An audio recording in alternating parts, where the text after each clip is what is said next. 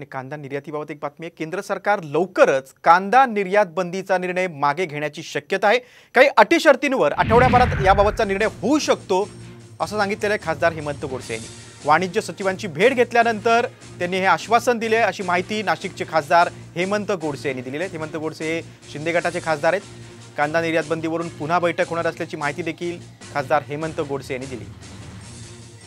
आज मार्केटमध्ये 15 ते 20 रुपयाच्या दरम्यान रेट आलेले, जर कांदा निर्यात बंदी उठवली नाही तर याहून कमी रेट त्या ठिकाणी शेतकऱ्याला दिल्या जातील आणि शेतकऱ्याचं खूप मोठ्या प्रमाणामध्ये त्या ठिकाणी नुकसान होईल। हा विषय आम्ही वाणिज्य सचिव रोहित सिंग साहेब यांच्या निदर्शनास त्या ठिकाणी आणून दिला आणि कांद्याची आवक देखील वाढते आणि म्हणून ही तातडीनं उठवावी अशा प्रकारची विनंती त्यांना केली आणि त्यांनी देखील सांगितलं का निश्चित या संदर्भामध्ये आपण तातडीनं आढावा घेऊन येत्या आठवडाभरामध्ये काही अटी शर्तीवरती आपण निर्यात बंदी निश्चित उठवण्याचा विचार करू आणि त्यांनी आम्हाला पुन्हा एकदा या चर्चेसाठी त्या ठिकाणी बोलवलंय।